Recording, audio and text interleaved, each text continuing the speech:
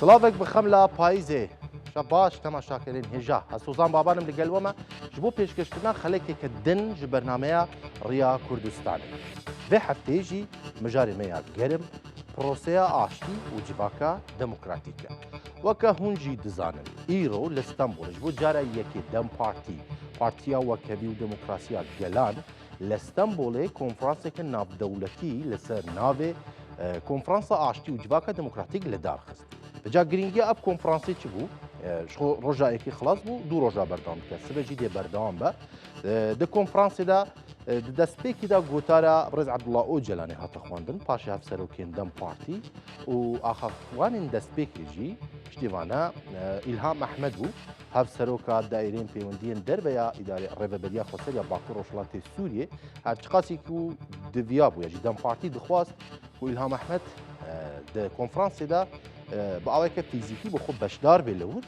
لی وقت الهام احمد جی گود مخابن خویای هنگ گوهارتن هینا مایا هنگ گوهارتن ده هشمندی دولت ترکان دا نهاتیه که جبو ویجی بندواری هیا جبو سرخصنا پروسه آشتی هنگ گوهارتن بینا کرن ویجا ده کنفرانس دا چه هاته نقاش کرن تماشا کرن جا دست بی شوازه هنگ چوارا بحث بکن پاشه هنگ داخویانی هنگ دیمانی کنفرانس جوارا بیجی لی کنفرانسی پشتیکو هفسروکین دم پارتی آخافتن خو کرن بحثا پیواجوی آشتی کرن گرینگیا پیواجوی آشتی گرینگیا کمارک دموکراتیک و کرد تیدا باوی که یاسای دستوری مافیان مسوگر بیه پشتی وانا بابت گرینگ گوتارا برس عبدالله اوجلان عبدالله اوجلان ده گوتارا خود دست بکی دا فراسته که دیروکی چاندی سیاسی وکرده پیشوچونا مروواهی باوی که کرد جروجا یکی مروواهی چاو بر به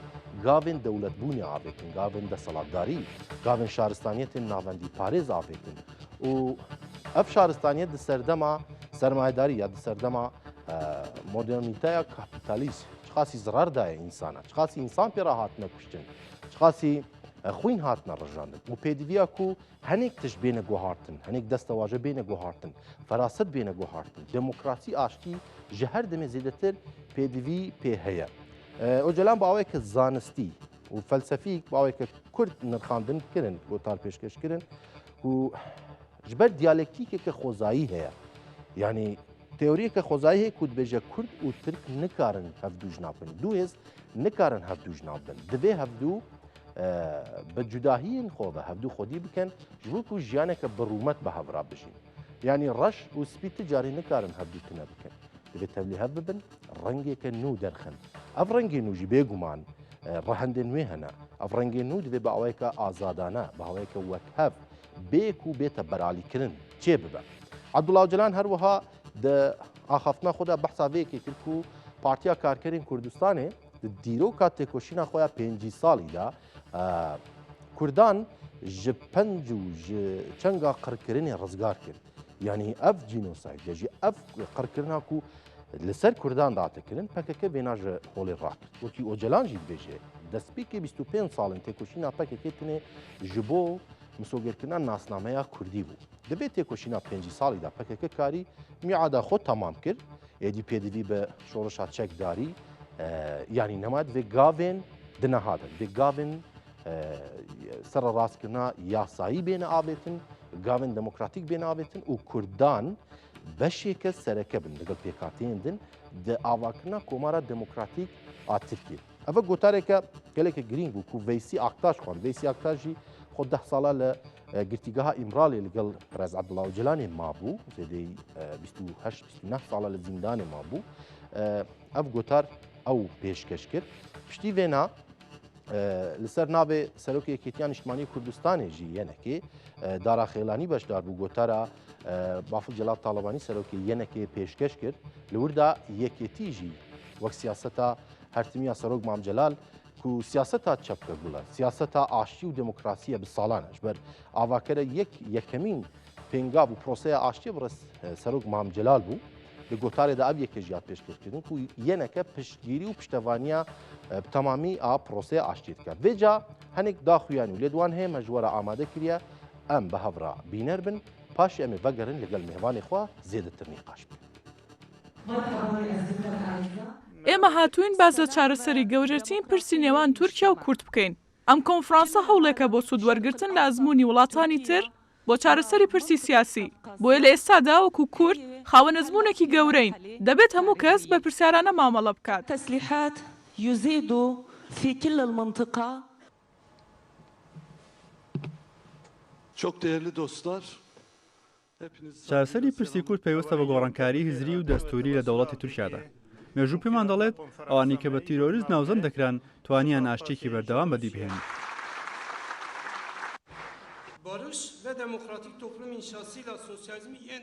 تێکۆشانی 50 ساڵی پەکەکە گەیشتە ئەمانجی خۆی. پەکەکە گەلی کوردی لە تورکیا لە جینۆساید ڕزگار کرد. زانست سەلواندوێتی کە کورد و تورک ناتوان یەکتر لە ناوبەرن، بەڵکو ئەبێ ئاشتیانە پێکەوە بژین. تێکەڵبوونی دیموکراسی بە واتای بە یاساکردنی مافەکانی کوردە لە دەوڵەتی تورکیادا.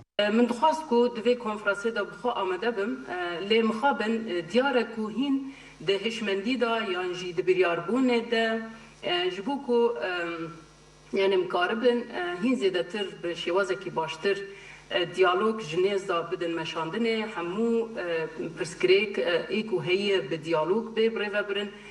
Diyarê ku divî warî da hîn jî astengî hene yan jî hîn jî ew biryarbûna tam ku bêje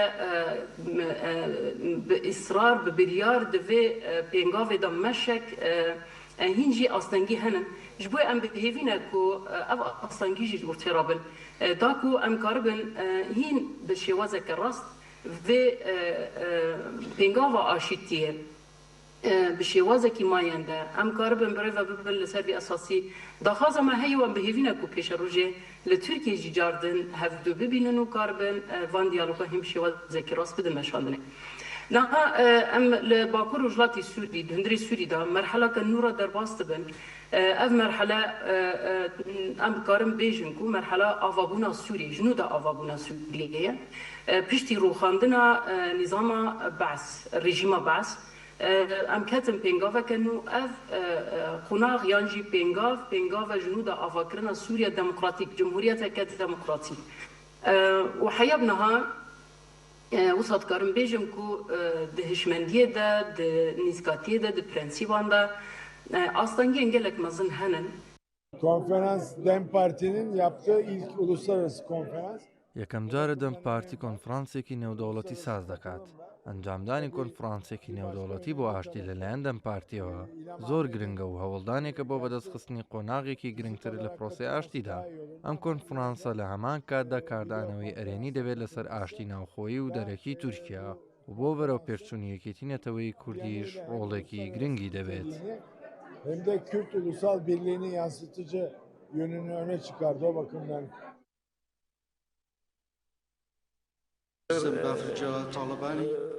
بەناوی بافڵ جەلال تاڵەبانی و قوبات تاڵەبانی و تەواوی ئەندامانی یەکێتیەوە هیوادارین کۆنفرانسێکی بەرهەمدار بێت، کۆبوونەوەیەک بێت نەک تەنها برەو بە گفتوگۆ بدات بەڵکو بە ئاڕاستی کردداری سیاسی پلان بۆ داڕژراو بێت کە هاوکار و هەندەری بەرەو پێشبردننی پرۆسی ئاشتی و دیموکراسی بێت. بەداخەوە ئێمەی کورد لە ناوچەیەکدا ژیاوین کە بەردەوام ئاڵۆزی سیاسی و ململانی تێدا زاڵە. بەهۆی ژیان لەناو ئەم ئەزمونەشدا لەوە تێگەیشتوون ئەوەی زۆرترین پێویستیە ئاشتی و دانوستانە. پێویستمان بەوەیە بناغەیەکی وهادا بڕێژین کەمانە و بەها بداتە ژیانمان، چونکە ناوچەکەمان لە بەردەم دوڕیانێکدایە کە گۆڕانکاریە جیۆپۆلیتیکەکان زۆر بە خێرایی ناوچەکەمان و جیهانیش دەخەنە قۆناغێکی نوێوە. Şimdi aslında çok önemli bir aşamayı geçtik.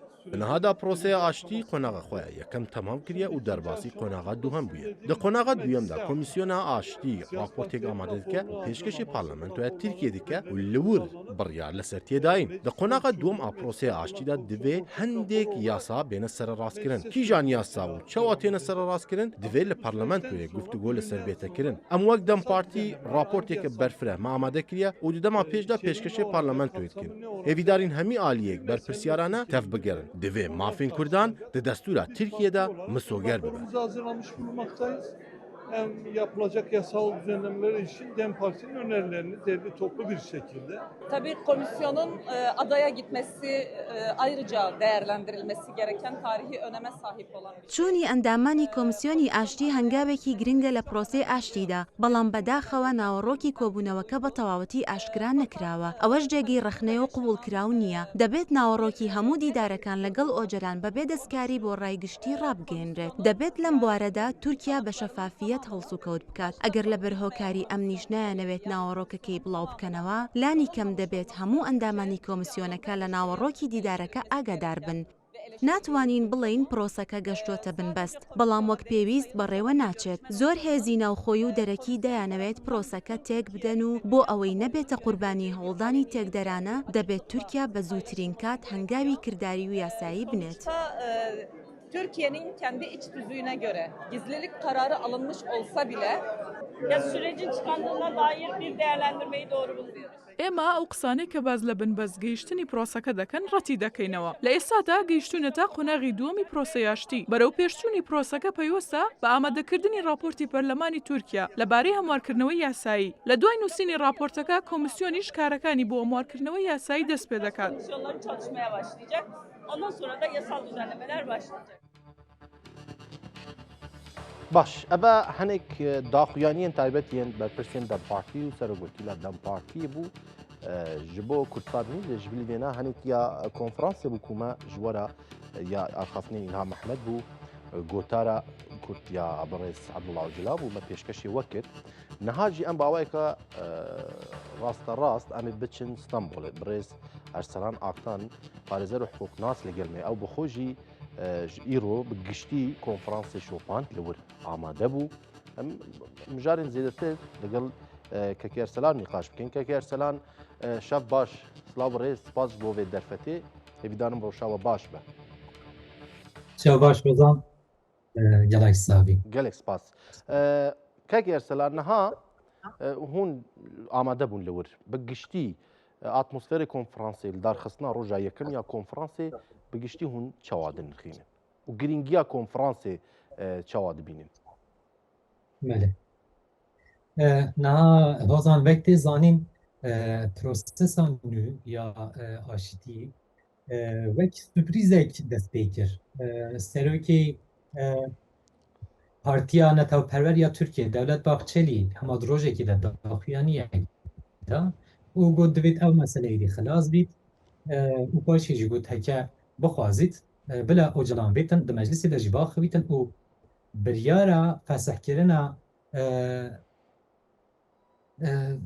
PKK bila bidetin û paşê jî çi tê de axiftin bila bê axiftin. Dem hengê ev sürpriz gelekî mezin bû ji bo têkê ji ber ku çi siyaset û çi dînamîkên dîr çavrê tiştekî fisane bin, çavrê axaftinek fisane bin. Ev sürpriz bûyîn hê jî berdewam e. Çi kes hazir nebû. Her du alî jî hazirî pêvajoyekî fisane bû. Kesê baş nedzanî ka dê çawa hê te axiftin, dê çi hêne çawa axaftin dê li ser kîjan mijaran bîtin. Ev bazirganiyeke li ser hinek mafan yan nîne ka dê bazara wê hête kirin yan nîqaşa wê dê hête kirin ev sürpriz bûyîn ev hewa hê jî ev atmosfer hê jî li Tirkiye heye li ser partiyan jî heye û li ser civakê jî heye ji ber vê axaftinên ka axaftin û nîqaş dê kîjan aliyê de biçin ev hê jî berdewam bin. Konferansa îro ya navnetevî ji bo vê rêyek baş nîşanda ez wisa texmîn dikim û nêrînên gelek hiqûqnasan jî nêrînên gelek siyasetmedaran jî wisa bûn ji ber ku ji derve gelek mêvanên ku prosesên aşitiyê di welatê xwe de jî hatibûn û behsa prosesên welatê xwe kirin.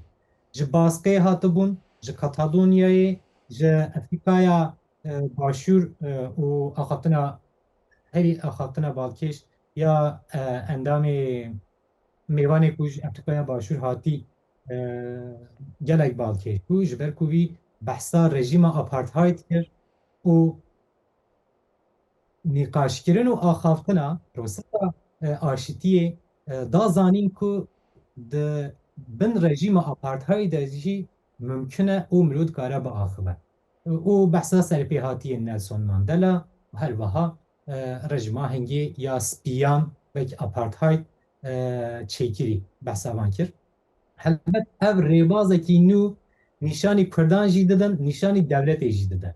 Ji ber ku partiyên Tirkiyê jî ya yên mexalefetê jî yên iqtidarê de jî modelê baş nizanin. Erê em proses dest pê kir hata astekê jî lê em ê kîjan modelê bikarbînin. Ji ber ku prosesa Kurd ji bo çareseriya Kurd, çareseriya pirsgirêka Kurd naşibe yekan yek naşibe çi prosesên welatên dî. Kurd di çar parçeyên devletên cuda de berbelav bûne. Lê Katalonyayê, Baskê, helwiha li Afrikaya Başûr, helwiha İrayê, li İrlandayê rewşekî wisa nebû, niha jînîne. Ji ber vê jî çareseriyek xweser divêt bête înşakirin, bête çêkirin û bi hemû dînamîkên dî ên ku parçeyên dî wek PDK, wek YNK, wek SDG divêt bi van re jî bihête axiftin. Ji ber vê jî prosesekî xweser divêt bê înşakirin. Baş nayê zanîn ka ev înşakirin dê kîjan aliyê de be ka dê çawa bimeşe ev hêj baş nayezin. Lê mirov dikare tiştekî wisa bêje. Serê ewlî ew axaftina ku baxçelî min niha behsa kir min referansa wê de serê ewlî baxçelî bi vê axaftinê ew proses dest pê kir. Lê kelimeyên wî axaftinê wî û zimanê wî gelek tûj bû. Ji bo PKK wek organizasyonekî terorîst nîşan dida û ji bo Birêz Öcalan jî wek serokê vê organizasyona terorîst îfade dikir. Niha mirov dikare bêje ku ev îfade û ev ziman ji serê heta bi niyaz dikarim bêjim guheriye. Ev tiştekî gelek mezin e. Devlet Bahçeli wek me got ev jî niha şîrîkên iqtidarê ne û Devlet Bahçeli jî serokê hereketa netewperwer ya Tirkiyê a ku herî tê zanîn û herî bingehawê qahîn serokê wê ye niha dibêje ji Birêz Öcalan re dibêje serokê PKK û ew qas. Lê îfadeyên dî wan jî berdan. İfadeyên wek ku civakê nerehet bike û hinek xeberên nexweş tê de hebe hêdî ji van xeberan dûr ketiye. Mirov dikare bêje ku serkeftiyeke prosesê di ezmanî de vê gavê dest pê kiriye. Helbet ev di aliyê hiqûqî de, di aliyên yasayên de û her wiha di dadgehan da, di girtîgehan da mirov dikare bêje ku hêj encamên wê qet me nedîtine. Ji ber ku gelek girtiyên ku ev 30 sala di hewsê de ji bo wan tiştekî nû hêj nehatiye çêkirin. Ev hêj di hewsan da berdewam in. Ên ku cizayên xwe temam kirî û xilas kirî ev jî hêj nehatine berdan. Ev jî li benda esas ev jî û rêveberên hewsan de jî çarê vê prosesê ne. Ev prosese dê çawa bimeşîtin û ev dê pêngavekî çawa bavêjin. بله باشە ئەم پاشە زیاتر وەرن سەر vê بابەتê lê نهات خوازم بەحسا کۆنفرانسی بکەم بنێرینەوە چ باندۆرێکە ناودەوڵەتی دبێ یاژی کارڤەدانێکی باش ئەرێنیە di hundirê Tirkiye navxۆی de wê bibe. Belê hozan hinek bi guman nêzîkî hemû tiştên vê prosesê dibin. Belê nivîskar jî wisa ne, siyasetmedar jî wisa ne. Konferansa îro da mirov dikare bêje ku rojnamevan û nivîskar û siyasetmedarên demokrat hatibûn. Ev tu carî angajeyî siyaseta Kurd nebûne.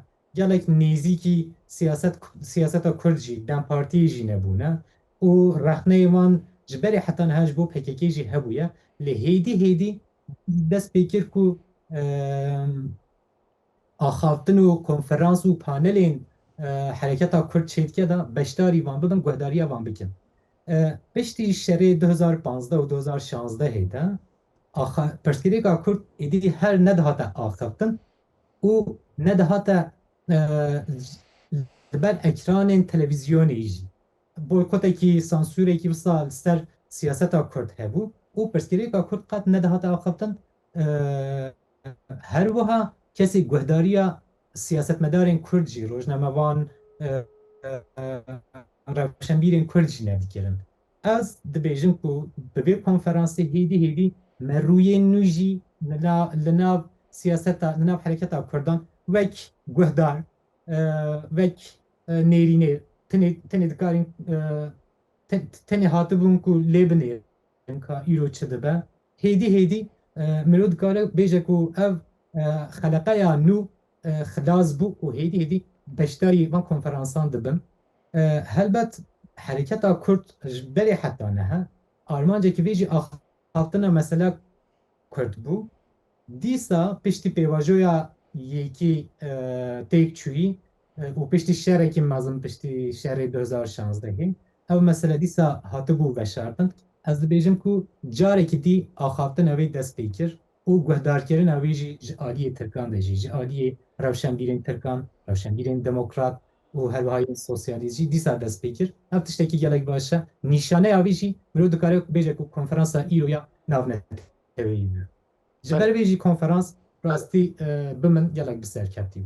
بله باشه براستی نها دوی قناغه دا گله کی بحثا گرتیبونه جی به پیشونه چونا پروسه کن وقت ترکید بجد تقان ما بویه یعنی پروسه گله عالی وسط بجن جبر کو هم زمان چاپمنین ترکان گله کی توجا هم هنیک کسین هنیک بزاب و تفگرین ین دولت ترکیه ین کوهین نشان ده او هشمندیا نتو پرستی و هشمندیا کو کرد قبول ناکن هینا د اسلوب وان د پراتیک وان دا تیخو یعنی بنیرینا وا اوا بالدمیر تیگوارتن یا جیتشی که آساییا آنجی پلانک دیتر لپشت ده آخافتنا تدا هنک تشت من نبیست دست پیکا پرسیارات بیهیست از پرسا خود دوباره بکم که ارسلان جشکرم آخوا دبیجم نها هنیک بحثا گرتیبونا پروسید کنی ات بیجن پیواژو گراند چه وقت ترکید بیجت خانمه بویه دنه هادا هرچند دم پارتی وینا رد دکد بیجم دروازه قناغه دویم بون لی تانها نه چاپمنی ترکان زمانی خو گوارتیه نه هنیک رایدارین ترکان براستی هنیک پارتیین مخالف جی هنیک کسی من هنه دنا ترکیه دا کو براستی توجه دبج بی زمان خوی توج دبج بی هزر خوی نتو پرستی یدجی کردان برناده بنیرینا و اوا آسایه خبات جراد خوازه یا فکری که دن لپشته یا جی پلانه که دیتر لپشت وینایه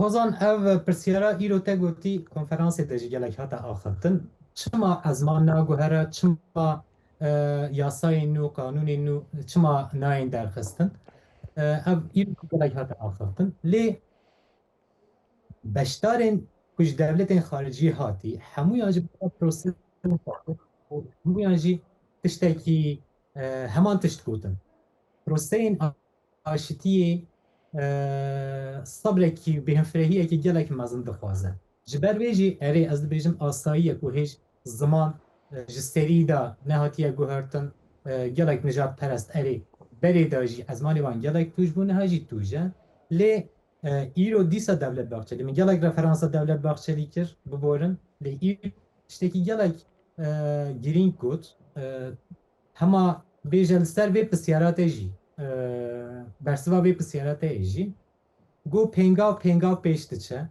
pêngav pêş diçe û vêgeha encamê jî ev proseye belki te gote hemû kes li çawrêya tiştekî heke tiştek çêbe bile zû çêbe heke rojavayê tiştek çêbe bila vê derê jî zû çêbe yasayên nû tên derxistin bila bên derxistin da ku girtî derkevin her wiha aliyê dî aliyên nijadperest jî gelek bilez û bez dixwaze ku ev prosese geh ji astekî bi ev jî bizanibin ka çi dibe gelo ev îxanet e li gorî wan wisa binav dikin gelo ev îxanet e ya ne ku ev jî bizanibin ka ve çi wead û Kurdan kiriye em jî bizanibin ka devleta Tirk vê çi wenda bike em jî bizanibin ji me re jî bêjin lê ev tiştekî asayî ye helwekî min gotî yê ku mêvanê ku ji bawerim ji Îrlandayê hatî erê behsa proseya îrayê dikir ayareyê dikir wî gotî çend car pêvajoyên me jî hebûn û têk çûn carek dî ji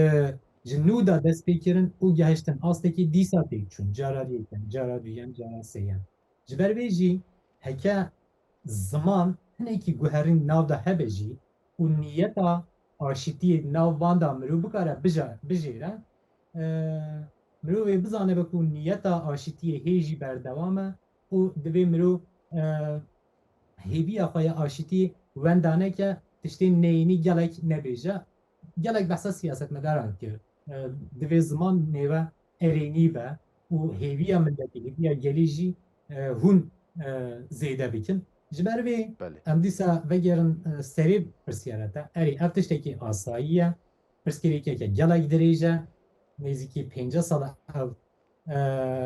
او پرسکری بوان کلمین بوان زمان توش لترکیه ده آخفتن تشتکی گلک حسان نینه کو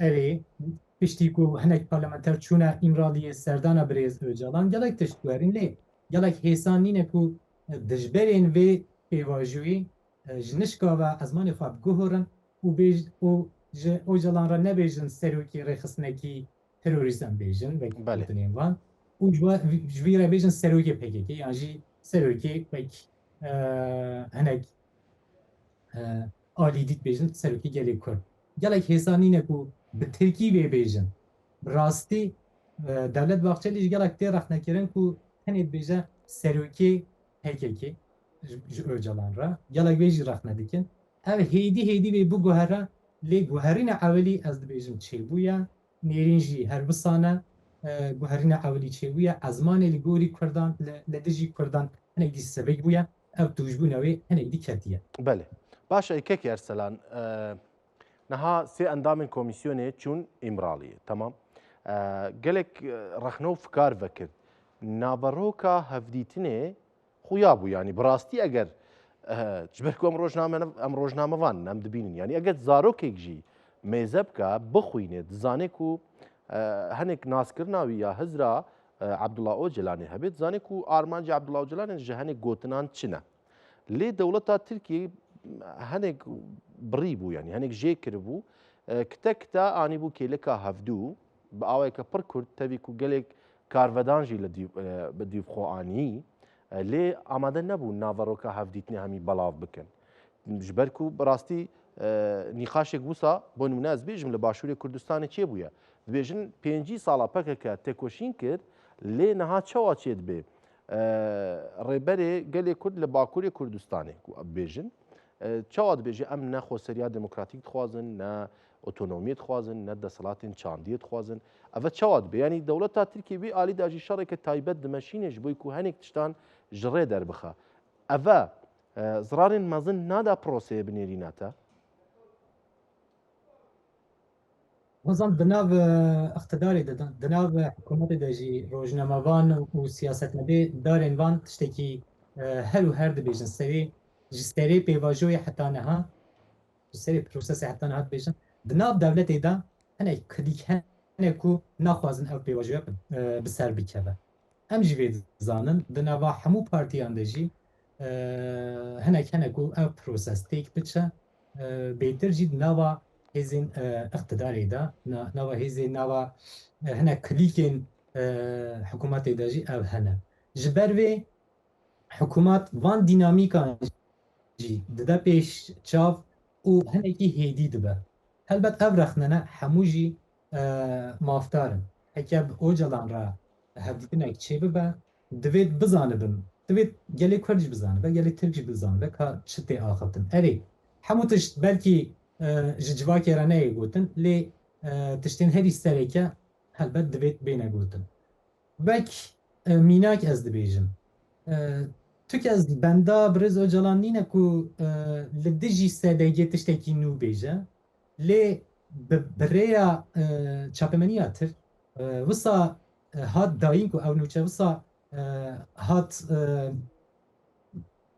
ifade کرن کو او دو پارلمانترین جه AKP و MHP این چون امرالیه بیچوین و تنی پرسیرا سادگی بیج برز او جلان کری البته دولت دزانه کو اوجلان بیج بو سدگی چی بیجه جبر کو پروسس بلکی نها به پارلمانتوی به اندام پارلمانتوی جو هنک پیش و چوی به لێ ئەو بەرێدا حتانەها میت و هەنێک هێزên دیên دەولەتê bi ئەو canlarana hevdîtinê dikin ji ber vê jî dizanin ka perspektîfa o calan li ser Kurdên Bakurê jî li ser Rojavayê jî çi ye baş dizanin lê mixabin manipülasyonekî wisa jî tê bikar anîn gelek jî van da ku van rexneyan hinek dî nerm bikin ji vê re dibêjin ku ev xebateke piyarî ye yanî ji bo gel wisa tê gotin û naveroka wê piştî ku civak hêdî hêdî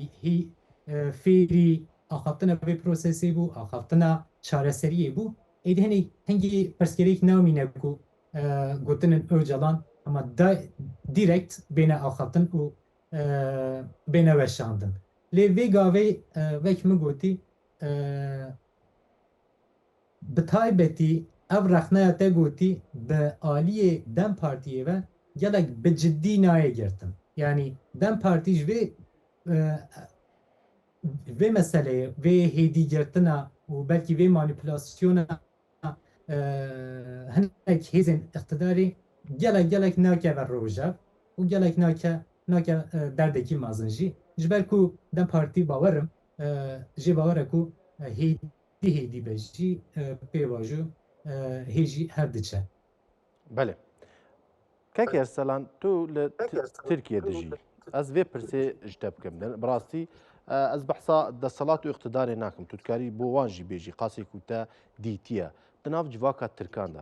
Ji ber ku bi rastî Kurd, rêberên Kurdan jî di dîrokê de baweriya wan bi jiyaneke hevpar aştiyane û bi rûmet hebûye. Wek niha Birêz Ebdullah Öcalan jî dibêje divê em jiyaneke hevpar ava bikin. Baxçelî jî dibêje Anatolya axa Tirkan, Ereban û Kurdan ya hevpar e. Temam. Lê bi rastî civaka Tirk baweriya wan bi jiyaneke hevpar û aştiyane legel Kurdan heye di niha de. Belê. Niha di Tirkiyê de rejîma herî netewperwer ez bêjim ez naxwazim bêjim nijadperest hinek partiyên nijadperest jî hene Belê lê meclisa parlamentoya Tirkiyê de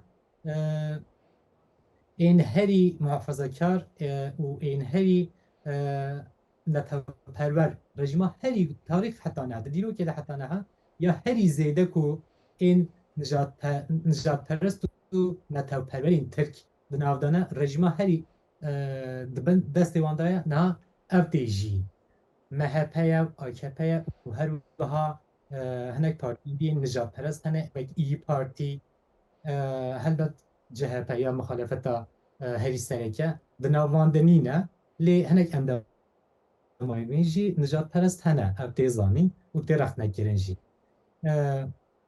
û ev rejîma ev niha dibin dane ev parlamentoya niha a ku min partiyên wî niha hejmartin ne niha ev çend sala iqtidarê de ye dema hata iqtidarê jî hêj behsa prosesa aşîtiyê çine bû hêj şerê ku di bajaran hatiye jîn dijî Kurdan hêjî germahiya wê mabû hêj pevçûnên bi PKK ra berdevan bûn bi hemû van dînamîkan jî li dijî Kurdan tiştekî wek pogrom nehate jî Kurd nehatine hedefkirin ez behsa hêzên resmî nakim ez behsa civakê dikim ji ber vê jî ev gotina gelek tê gotin wek îdî klîşeye tê gotin Kurd û Türk birane xuşk û birane lê bi rastî ev biratî tê jîn di İstanbolê de di metropolên mezin de û her wiha Anatolya navîn de jî tê jîn ji ber vê jî dema ku ev proses dest pêkirî heta neha di civakê de li dijî vê prosesê protestoyek hêj nehatiye kirin protestoyek xweser a ku ji xeynî komkirinên partiyên nijadperest li dijî vê proses tiştek protest hêj nehatiye kirin û ev proses nehatiye rexnekirin di aliyê civakê de helbet partiyên nijadperest gotinên xwe gotin lê ev klîşeya ku dibêjin civaka Kurd û Türk êdî fêrî bûye êdî بونا خزم و هەواڵ بونا خوشک و برا ئەو تشتێکی مرۆ دکارە ئەرکێنوێ دناو جوواکێ دەژی ببینە ji ber ku wek min gotî hevçûnên li dijî Kurdan yê muxtelîf erê hebûn lê wek mirov bêje ku wek sîstemîk tiştekî wisa nayê jî ji berê heta niha nehatiye jî ji ber vê jî prosesa aşîtiyê tam li gorî vê van dînamîkane hemûyan e ji ber vê jî nayê rexnekirin û nayê protestokirin. بله باشە بنێرینا te civaka Kurd bi giştî gelê Kurd li Bakurê Kurdistanê tevê partiyên wê e siyasî bi taybetî partiya sereke dem partî dibêjim. Tu di nav wan da rehawetek bînî yan jî di nav siyaseta wan da di nav jiyana gelê Kurd da rehawetek bînî yan jî na gelê Kurd bi rastî vê carê gelekî bi fikare û heya astek jî hêviya xwe kêm e bi vê proseyê. Dema mirov li berê fikire belkî jî çi sedem nayê dîtin ku prosesa ewelî têk çûbe. Çi sedemên çi sebebên gelek mezin çinebin ku ev proses xirab bibe. û gihiştibû astekî gelek mezin jî. Daxuyaniyên birêz Öcalan di Newroza Diyarbekirê dihatine axaftin. Çapemeniya Kurd êdîtkarî bi Kurdî xeberan jî çêke. Her wiha şaredariyên Kurdan şaredariyên xwe distandin û bajarên xwe bixwe birêve dibirin. Pirsgirêkê gelek mezin çi hevçûnên di navbera PKK û Tirkiyê jî gelek kêm bibûn lê ji nişkave ev proses çû prosesê jî şerek gelek